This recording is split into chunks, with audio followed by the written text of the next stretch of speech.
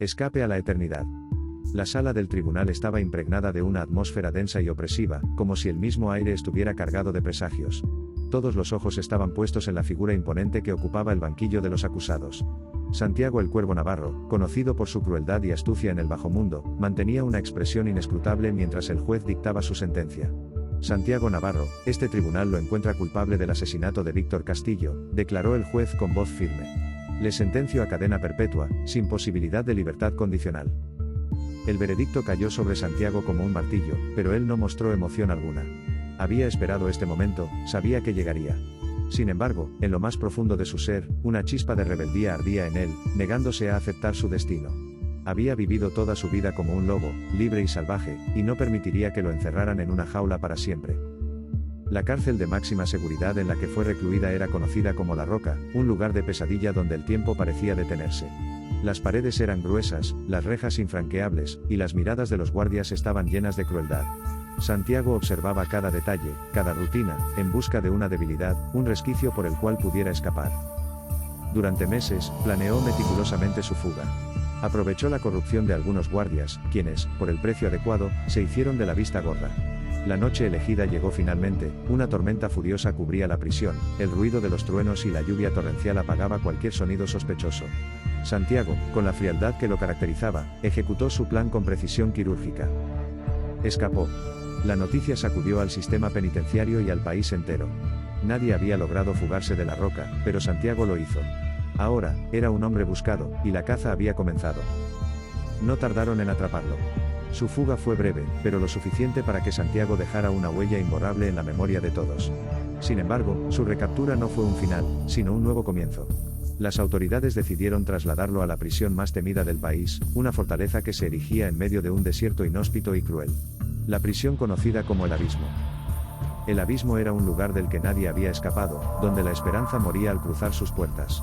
Aquí, Santiago no era más que un número, un prisionero más en un mar de almas perdidas. Los guardias eran despiadados, las celdas eran tumbas de metal, y las reglas eran claras, nadie escaparía del abismo. Santiago no era un hombre que aceptara la derrota. El abismo representaba su mayor desafío, y sabía que, para sobrevivir, debía convertirse en algo más que un simple hombre. Dentro de esas paredes, forjó alianzas con otros presos, manipuló a guardias, y jugó un juego de paciencia y astucia. Sin embargo, esta vez no se trataba solo de escapar, sino de algo más profundo. Durante su tiempo en el abismo, Santiago comenzó a cuestionarse, a enfrentarse a los demonios de su pasado, y a buscar un propósito más allá de la simple libertad física. El hombre que una vez fue conocido como el Cuervo estaba cambiando, y con él, su destino. El final de la historia de Santiago Navarro aún está por escribirse. En el abismo, él encontró algo que nunca había esperado, una oportunidad de redención, un camino hacia algo más grande que él mismo. Pero también sabía que el precio de esta redención podría ser su propia vida. La prisión era una bestia voraz, pero Santiago había sobrevivido a las fauces del sistema antes. Ahora, enfrentaba su batalla final, no solo contra las paredes que lo contenían, sino contra el destino que él mismo había forjado. ¿Lograría escapar nuevamente, esta vez de los grilletes invisibles que lo ataban a su pasado? ¿O encontraría la paz que tanto había eludido? En el mundo exterior, la leyenda de Santiago Navarro creció, convirtiéndose en un símbolo de resistencia y desafío. Algunos lo veían como un villano, otros como un héroe trágico. Pero en el abismo, la verdad era otra. Santiago nunca había imaginado que su vida terminaría en una celda fría y oscura, sentenciado a cadena perpetua por un crimen que no cometió. Pero en la prisión de máxima seguridad donde fue encarcelado, la esperanza de justicia se esfumaba con cada día que pasaba. Sabía que, si quería recuperar su libertad, tendría que hacer algo drástico. Después de meses observando y planificando, Santiago llegó a la conclusión de que escapar por sus propios medios era imposible. La prisión estaba vigilada las 24 horas del día, y cualquier intento de fuga sería rápidamente frustrado. Pero entonces, una idea comenzó a tomar forma en su mente. Necesitaba un aliado, alguien dentro de la prisión que pudiera ayudarlo a salir sin ser detectado. Fue entonces cuando pensó en el sepulturero. Este hombre, encargado de trasladar los cadáveres de los prisioneros fallecidos al cementerio, tenía acceso a una de las pocas salidas sin vigilancia constante. Santiago sabía que el riesgo era grande, pero estaba dispuesto a hacer lo que fuera necesario para conseguir su libertad. Un día, Santiago, en busca definitiva de su libertad, ideó una vez más la estrategia de la fuga final, y esta vez tendría que ser para siempre. Es entonces que después de pensar noche tras noche y día tras día, encontró el camino a la libertad.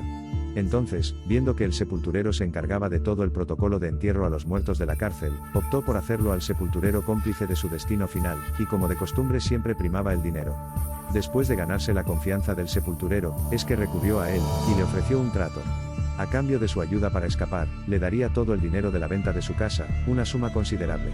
El sepulturero, cansado de su trabajo y tentado por la promesa de una vida mejor, aceptó el trato. El plan era simple pero audaz. Cuando un prisionero muriera, Santiago se metería en el ataúd junto con el cadáver del siguiente occiso, equipado con un reloj de pulsera y un encendedor, el que alumbraría el reloj para ver la hora, y así el tiempo que le quedaba de oxígeno, y le permitiría sobrevivir hasta ser desenterrado, donde también actuaría el sepulturero, sacándolo del ataúd en el cementerio. Finalmente, llegó el momento, alguien de la cárcel había muerto. Con el corazón latiendo a 1000 por hora, Santiago se deslizó dentro del ataúd junto al cuerpo sin vida. Mientras la tapa se cerraba, y después de un tiempo corto pero infinito en su trayecto. Al final todo lo que podía oír era el sonido sordo de la tierra siendo echada sobre el ataúd. Pasaron los minutos, cada uno más largo que el anterior. La oscuridad y el silencio eran abrumadores. Santiago sintió cómo el oxígeno comenzaba a escasear. Respiraba cada vez con más dificultad, y aunque sabía que usar el encendedor que tenía para ver la hora, reduciría aún más el aire disponible, necesitaba saber cuánto tiempo le quedaba. Con manos temblorosas, Santiago sacó el encendedor y al prenderlo, la pequeña llama iluminó el ataúd por un instante, y Santiago vio con horror, estupor y pánico el rostro del cadáver junto a él que era nada menos que el sepulturero, sí, era el sepulturero. Con ello adelantó su sentencia como contradicción de la vida. Su único aliado, el hombre en quien había depositado su última esperanza, estaba muerto a su lado. Santiago comprendió en ese momento que su plan había fallado y que, con el sepulturero muerto, no había escapatoria. La realidad se cerró sobre él como las paredes de aquel ataúd, y la pequeña llama del encendedor parpadeó una última vez antes de apagarse, dejando a Santiago en una oscuridad eterna. Santiago había logrado lo imposible una vez más, pero esta vez no había escapado. Había encontrado una libertad diferente, una que no estaba limitada por paredes ni rejas, que era la muerte, donde nadie escapa. Santiago el Cuervo Navarro dejó de ser un hombre perseguido por su pasado, para convertirse en un hombre que había hecho las paces con su destino.